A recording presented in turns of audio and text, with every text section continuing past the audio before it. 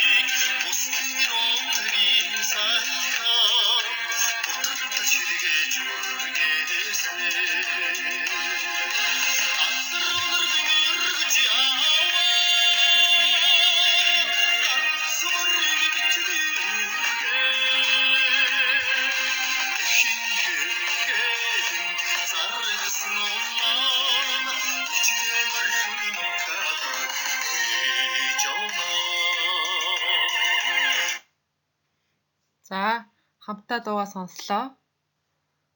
Морьтой холбоотой дуу, шүлэг тэр байтугай кино хүртэл олон байдаг тийм ээ. Тийм учраас өнөөдрийн маань хичээлийн сэдэв нутаг гүйсэн унганы дуйл гэсэн өгүүлэлэг байна. Зохиолч Гомжовын Минд оёо. Соёлын гавьяа цэцгэлтэн яруу найрагч Гомжовын Минд оёо 1952 онд Сүхбаатар аймгийн Онгон суманд төржээ. 1978 онд улсын багшийн дээд сургуулийг төгссөн. Яруу найраг, хүүрнэл зохиол, бодрол, бясалгал, нийтлэл судлалын 30 гаруй ном хэвлүүлсний зэрэгцээ. Түүний уран бүтээл англи, япон, хятад, бенгал, македон зэрэг олон хэлээр орчуулагдсан. 1996 онд Соёлын гавьяа цэцгэлтэн. 1998 онд Алтан овоо, Утгын болор сүм номоороо Монголын зохиолчдын эмнэлгийн шагнал. 2001 онд олон улсын яруу найргийн Пен клубын шагнал. 2015 онд Чингис хаан одонгоор тус шагнуулжээ. Өнөөдрийн хичээлээр зохиолыг уншиж ойлгон танил бус үгийн утгыг ойлгох, зохиолчийн үг сонголт, уран дүрслэлийг задлан шинжлэх, зохиолын далд утгыг тайлан тайлбарлах алхмуудыг хийж гүйцэтгэнэ. Хичээлийн дэг. Өнөөдрийн хичээлээр цагийн эм цагтаа бүгдээрээ хэлэлцвэл буруугүй, бүлээн усаар угаавал хэрэггүй, 7 хэмжиж 1 огтл гэсэн хэлцээний дагуу үйл ажиллагаанд явагдана. За хичээлийнхаа сэдвийг өгүүлэлгийг хамтдаа уншицгаая. Хөөрхийн нэг өнчин ухаан унага гүвээд аваад урангүйхэн шогшиж явна. Ихтэйгэн байхад эрх цаваа гэж туйлгүйсэн. Эхээсээ хойш энэлэн шаналах гэж таймгүй. Өмнөр нь алтан хараацай ээр нисэж явна. Хөөрхий тэр амтан хаашаа яваагаа эс мэдвч ямар нэг үл үзэгдэх далдын совин бэлэг түүнийг аль нэг тийш нь хөтөлж явна. Эхээсээ хагцсан амтныг гангын наран гундаан шарж эцэгхийн муу нуруунд дээр нь өлөн тоос дагтаршин шигээд ялаа батх нь нүүр нүдийг нь бүрхээд зовлон дээр нь зовлон нэмнэ. Хөөрхийн амтан өөрийнхөө тоосонд булуулсаар ус унхиалан нуурт тэрсэн адууны дэргэд ирж хул зүсэн болгоны зүг шогшин ойртож айж хулгасаар дөхөж очих боловч аль нь ч эс хавтуулан хулмайн дайрах гинэ. Сүүлээ хавчин адуу тойрох хөөрхийг нэг асман хар үрээ хасан элдэв. Ганц унах шогшсоор л байлаа. Тэр хөөрхийн амтан хаашаа яваагаа эс мэдвч ямар нэг үл үзэгдэх далдын совин бэлэг түүнийг нэгэн тийш хөтөлсөөр аваа. Урт хоногийн тоосонд даруулж усан борооны хураар угаагдж хад чулуунд туурайгаа нухуулж хавсрах салхинд дэлээ хийсгэн явсаар нарийн хөлөнд байргашин намхан бие нь өндөрсөн өссөөр буйг алтан хараацаанаас биштэн эс анзаарвэ. Түүнийг хаанч явсан хэдэн алтан хараацай өмнөр хойгуур нь өрөөлдөн ээрх бөгөөд хурамстын тэр жигүүртнүүд хөөрхийн муу амтныг эс ганцаардуулан дэл сүлийг нь шүргэн гидсэн доогуур нь шурган турхан хөлийг нь солбон нисэлдэж ээнэгшин ижилсэх нь чухам ямар учир шалтгаантай урдийн болоод хожмын өрөөлтөөг хэн яахан мэднэ билээ. Хөөрхийн өнчин амтан шогссоор л байлаа. Халирсаар тэр адуунд дөхөж очсон боловч азраг болоод асман үрээнүүд нь цаанаа л нэг ёоцгүй янзтайд холуурхан дөлсөөр чанагш шогшвэ. Энэ мэт адуунаас адуу, айлаас айл, ухаа гүвэнээс ухаа гүвээг дамжин хийгдсээр гагцхүү чанга хойд зүгийг барин үл мэдэх нэгэн татах үзүрлүү явсаар л аваа. Тийм гангын улаан тоосон дундуур ганган ирээн цэцгэн дундуур шогшиж намрын шар навцсыг сэрчигнүүлэн алхаж төдөлгүй нэвсийсэн цагаан цас сажигнуулан гэлдэрч явлаа. Хөөрхийн амтан хаа хол торойн үзэгдэх хідэн адууг харан гинэт үүрсэж тэгснээ салхи сэвэлзүүлэн хангинт лимдэн янцгаагаад сүүлээ хатхан дахив. Юуны учир эс танигдах тэр сүргийн зүг сүүлээ хатхан давхиж мөнөөх хідэн адуу нь бусадтай адил эс хажиглан өнчин унганы дотор өвлөөр боловч өн дулаан болвэ. Талын таван уулын сугад бэлчих сүргийнхээ захад очиж явсан адуучин ир хүлгийнхээ амийг шороо манруулан зог тусдал татаад мөнөөх ухаан унгыг харахтаа тэнгэрээс бууж ирсэн мэт тэр бяцхан амтныг гайхахын ихээр гайхан хард худалдсан ухаагч гүүнээс нь гарсан хонгор азарганы үртөл гаадаагүй мөн бололтой онцгой мэт орчлонгийн ээдэрсэн утас шиг хэрээсэнд төөрөн орвэ. Хард худалдагдсан хээлтэй гүний унага нутагтаа гүйж ирсэнд эс итгэмээр боловч үзээд бариад ирэхээр үнэмшихээс аргагүй энэ явдлыг адуучин ир нэг бол миний зүуд эс бол хорвоогийн зүуд гэж бодох авч аанда байгаль ертөнцийн зүүн совин хэмээх нууцлагын учир начир зүрхэнд нь уусан байваа. Адуучин ир бүл нэмсэн адууга туусаар гэрийн зүг хатруулах мөчид жигүүргүй боловч хомбон дөрөн туурайна газар хүрэн алдан цогих тэр даагны мундаан дээгүүр тэнгэрийн элчүүхээ хоёр хараацай сүлжин ниссээр байваа.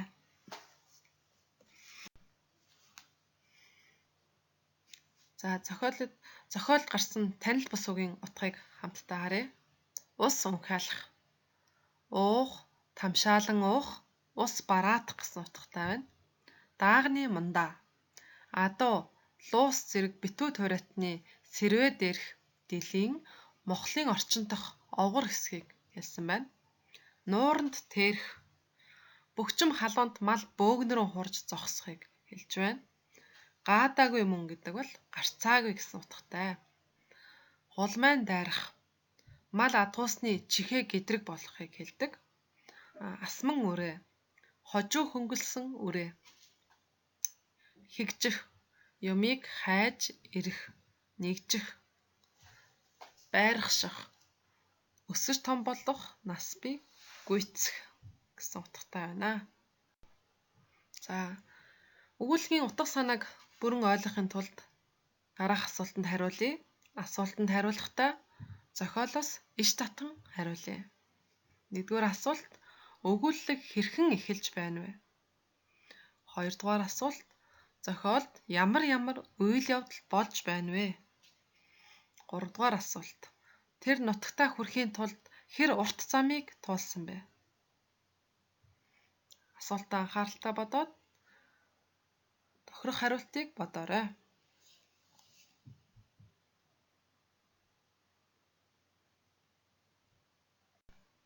За, багшийнхны хариултаа тулгая.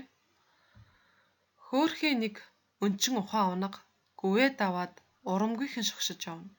Хөөхий тэр амтан хаашаа яваагаа эс мэдэвч ямар нэг үл үзэгдэх далдын совин бэлэг түүнийг аль нэг тийш нь хөтөлж явна.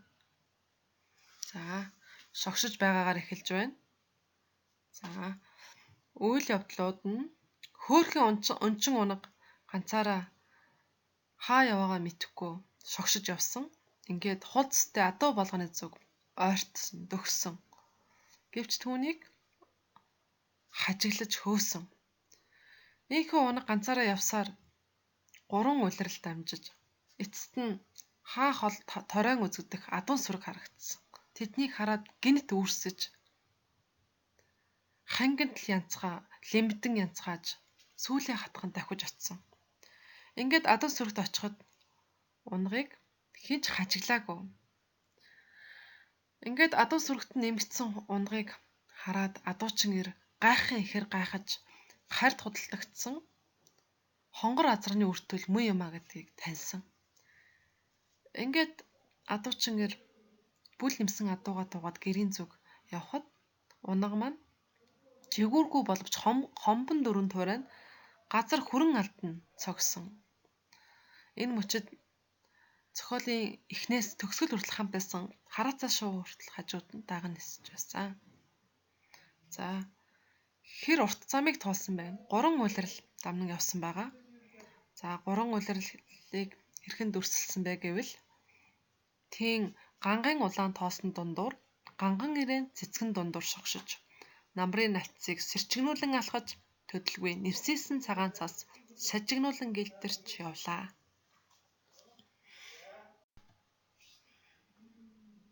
За, дараагийн асуултыг анхааралтай сонсъё. Хөөхий тэр өнчин унагт хэн хань болж байсан бэ? За, тэр хаашаа явах замаа хэрхэн мэдэж байсан бэ? Дараагийн асуулт: яагаад нутаг гүйсэн унганы дуйл гэж нэрлэсэн бэ? За, хариултыг тунгаан бодоорой.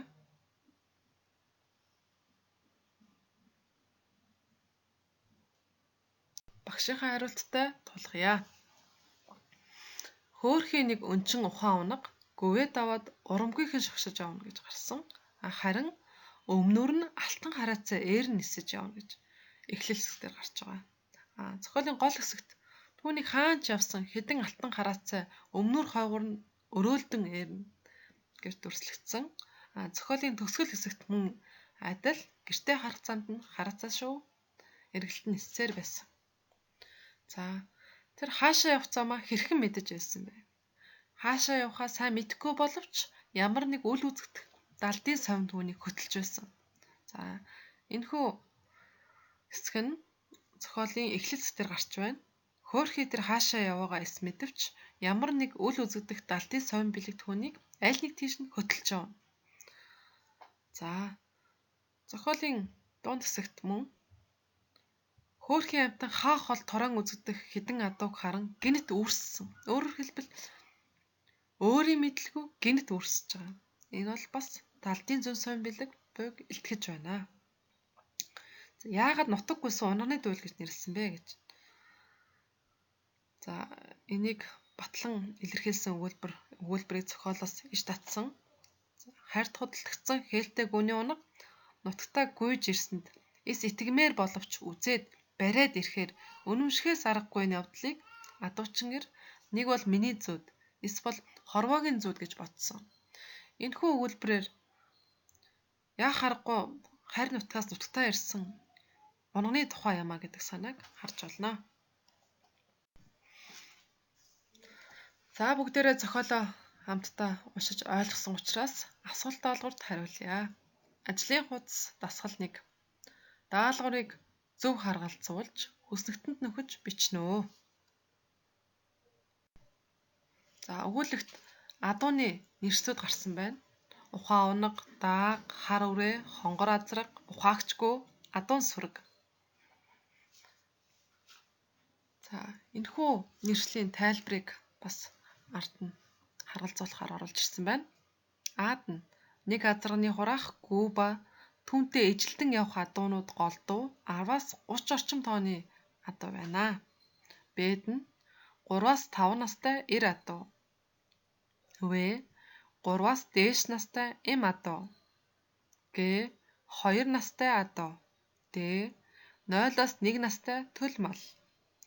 Е 4-өөс 4 наснаас дээш агтлаагүй эр адуу.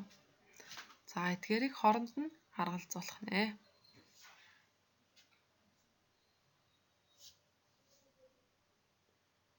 За хариултаа бүгдээрээ хамтдаа харъя.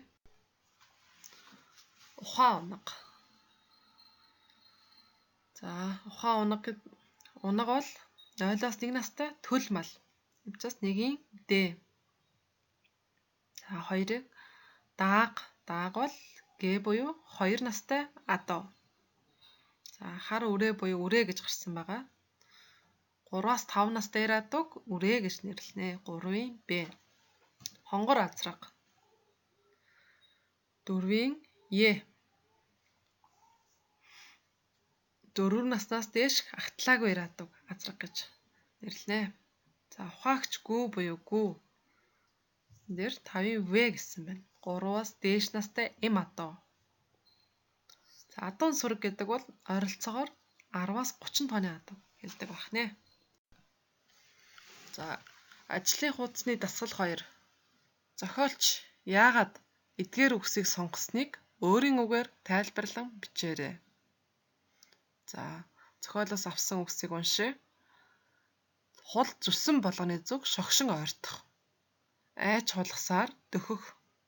Сүүл хавчин тойрох. Хайларсаар дөхөх. Холуурхан дөхсөөр. За яагаад эдгээр үгсийг сонгосон юм болоо?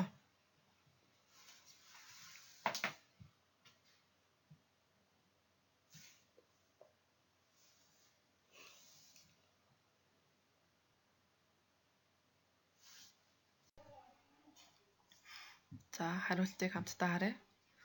Унагны ихэд ганцаардаж гадуурхагдан зовж шаналсан гэсэн санааг гаргахын тулд эдгээр үгсийг ашигласан байна.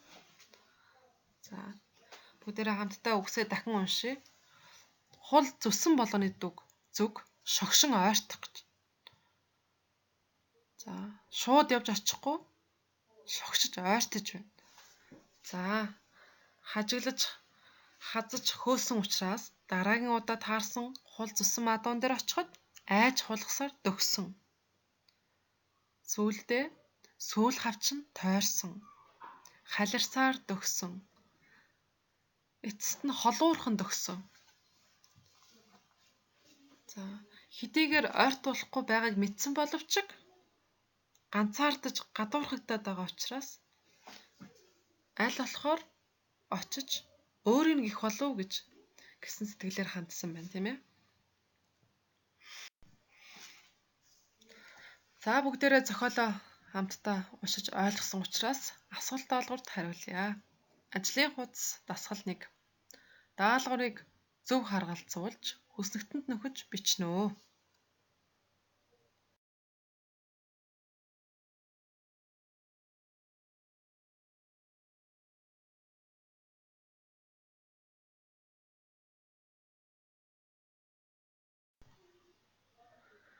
Хангинт л лимдэн янцгаагаад сүүлээ хатхан дахив.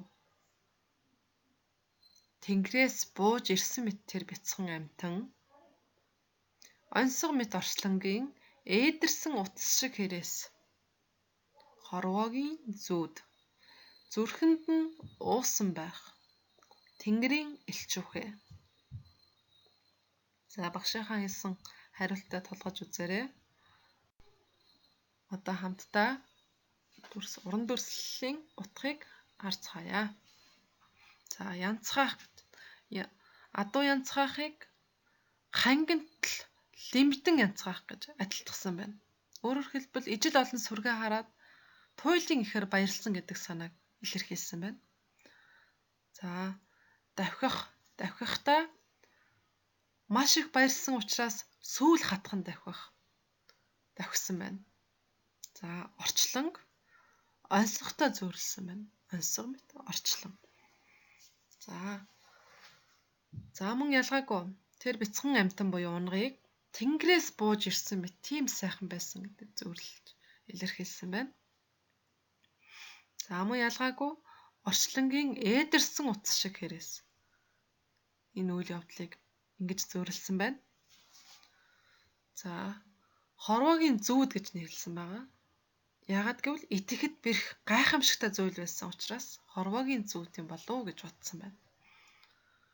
За зүрхэнд уусах.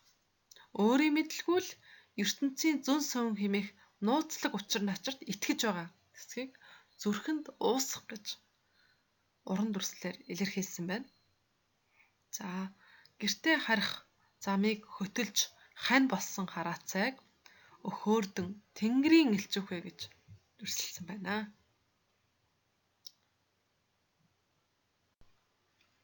Ажлын хуудасны дасгал 4. Асуултанд хосоороо хариулаарай. За 1-р асуулт. Зохиолч хөөрхий, урамгүйхэн гэсэн үгсийг яагаад сонгох болсон бэ? 2-т нь зохиолч далдын совин бэлэг гэдгээр юуг илэрхийлэхийг зорьсон бэ? 3. Зохиолч алтан хараацайг тэнгэрийн элчүүхэ гэж нэрлэсний учир юу вэ? 4. Адуучин эр хонгор азарганы үр төлөв гэдгийг яаж мэдсэн байх боломжтой вэ? Үүгээр дамжуулж Монгол уламжлалын талаар юу хэлхийг зорьсон бэ? За хамтдаа ярилцаад асуултанд хариулаарай.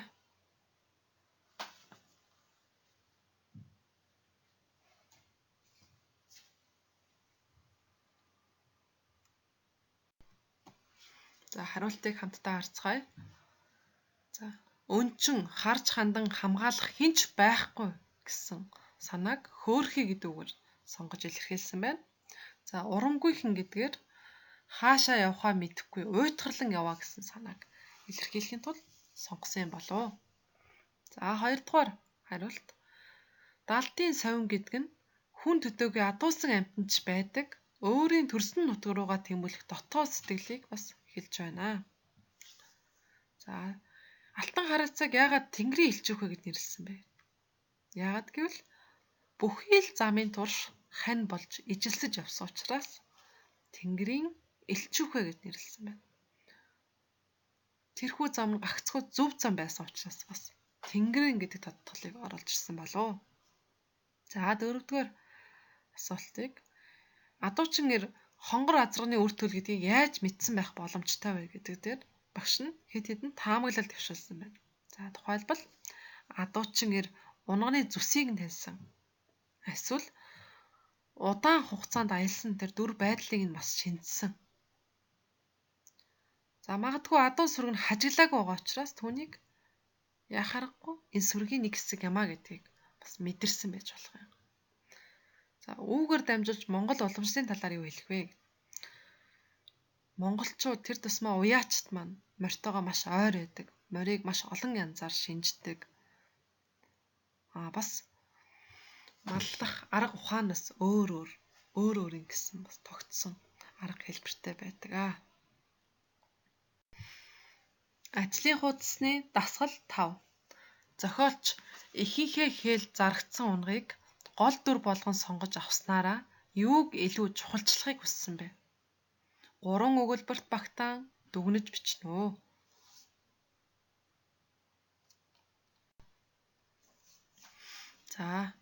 Хайрлаж хамгаалах хүнгүй, өнчин ганц тогтсон нутаг оронгүй хүн амьтанд бүх зүйл хатуу ширүүн ханддаг гэж илэрхийлсэн байвал зөв юм аа. Мөн хүн амьтанд өөрийн төрсөн нутаг, орон, аав ээж, ах дүү, хамаатан садан гэдэг бол гол өмг түшин болж байдаг гэсэн санааг гаргасан бол зөв байна. Зохиолоос бид нар юуг ойлгож авах хэрэгтэй вэ гэхээр өнчин өрөөсөн, хайрлах, хамгаалах хүн амьтангүй, тогтсон нутаг оронгүй хэн бүхэнд бүх зүйл хатуу ширүүн ханддаг. Өөрийн төрсөн нутаг, аав ээж, ах дүүс гэдэг халуун дулаан, жаргалтай сайхан амьдралын их суурин болдог тухай гарч байна. Эндээс хүүхдүүд та нар амьдарч байгаа нутаг орон, аав ээж, ах дүү, найз нөхдөө хайрлан хүндэтгэж байх хэрэгтэй гэдгийг ойлгосон болов уу? Бид хичээлийн эхнээс төгсгөл хүртэл зохиолыг уншиж ойлгосон, танил бус үгийн утгыг тайлсан, мөн зохиолчийн сонгосон үг сонголтод өөрийнхөө үзэл бодлыг илэрхийлэн бичсэн. Яагаад гэвэл энэ үгийг сонгосон бэ гэдгийг өөрийнхөө үгээр илэрхийлэн бичсэн. Мөн уран дүрслэлийг таньсан, зохиолчийн үг сонголтод хосоороо ярилцаад дүн шинжилгээ хийсэн. Мөн төгсгөлд нь далд утгыг тайлбарлаж дүгнэлт бичсэн байгаа. Эдгээр дасгал даалгаврыг хийхдээ хэрхэн сайн гүйцэтгснээ өөрийгөө үнэлээрэй. Маш сайн, хангалттай, дахин лавлын дэмжлэг хэрэгтэй гэсэн 4 түвшингөөр үнэлж олно. Хүүхдүүдээ өнөөдрийн үтсэн хичээлээ баттгаад дараах асуултанд хариулаарай. 1. Нутаг гүйсэн унганы дуйл өгүүллэгийн сэдвийг тодорхойлно. А-д нь эх нутгийн үнцний тухай. Б-д нь хонгор азарганы үр төлийн тухай. В. Байгаль ба амьтны хүийн харьцааны тухай. Г. Эх орноороо бахархлын тухай. Д. Байгалаараа бахархсан хүний тухай. 2 дугаар асуулт. Өнчин унгыг юу хөтлөн явж байна гэж бичсэн бэ? А-д нь төрсөн нутагтаа очих хүсэл. Б-д нь далдын совин бэлэг. В. Зам таарлалцсан танил уул ус. Г. Өөрийн эрс зориг. Д. Адуун сүрэг. 3 дугаар асуулт. Яагаад унганы дотор өвлөөр боловч өн дулаан болбой гэж бичсэн бэ? А-д нь хавсрах салхинд дэлээ хийсгэн явсан учраас. Б. Эх нутагтаа ирж ижил олон сүргээ олсон учраас. В. Сүргийн зүг сүүл хатхан давхисан учраас. Г. Адуучин эр унгыг харсан учраас. Д. Унга холын замдаа ядарсан учраас. Гэт 3 асуултынхаа хариултыг хийгээрэй. 1-ийн А. Өгүүллэгэн сэдв эх нутгийн үнцний тухай гарсан байна. 2 дугаар асуултын хариу Б. Өнчин унгыг далдын зөн совин бэлэг хөтлөн явсан байна гэж дүрсэлсэн.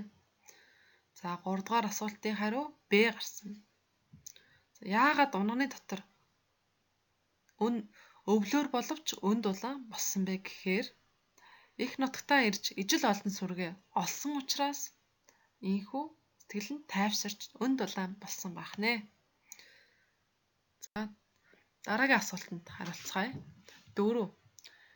Эхийн өрнөл хэсгийн утгад хамааралгүй үгийг сонгоорой гэж. Өрнөл хэсэг утгад хамаарахгүй үгийг олох нь байна. А-д нь айж хулгасаар, Б нь дамжин хэгцсээр, В нь лэмбитэн янцгаахад, Г нь урамгүйхэн шогшино, Д нь явсаар авай. За 5 дугаар асуулт. Дүрслэх хэрэглүүр илрээгүй эсхийг сонгоно. А-д нь онцгой мэд орчлон, Б-д нь ээдэрсэн утас шиг хэрээсэнд, В-д нь хангинтал лэмбитэн янцгаагаад, Г-д нь хавсрах салхинд дэлээ хийсгэн яваад, Д-д нь тэнгэрээс бууж ирсэн мэт тэр унаг. За дүрслэх хэрэглүүр илрээгүй эсхийг сонгох нь байна. За 6 дугаар асуулт. Эхийн хэм маягийг зөв тодорхойлсон хэсгийг олоорой. А-д нь тайлбарласан их, Б-д нь тооцсон их, В-д нь хүүрнсэн их, Г-д нь эргцүүлсэн их, Д-д нь тоочж тайлбарласан их. За хариултаа дэвтэр дээрээ бичсэн бол багшийнхаа хариулттай тулгаарай. За эхийн өрнөл хэсгийн утгад нь Г буюу урамгүйхэн шогшино гэсэн үг хамааралгүй байна. Яагаад гэвэл зохиол эхлэхдээ өнчин ухаан унаг урамгүйхэн шогшиж байгаа эхэлж байгаа учраас өрнөл хэсэгт хамааралгүй байх нэ. За 5-ын Г. За дүрслэх хэрэглүүр илрээгүй хэсэг нь хавсрах салхинд дэлээ хийсгэн яваад гэд шууд утгаараа хэрлэгдсэн учраас дүрслэх хэрэглүүргүй байна гэж үзэх нэ.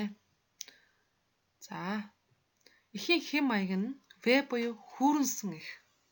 Учир нь зохиолын үйл явдал эхнээсээ төгсгөл хүртлээр цагийн дараалал үргэлжилсэн учраас хүүрнсэн их болсон байна. Гэрийн даалгавраа тэмдэглэж аваарай.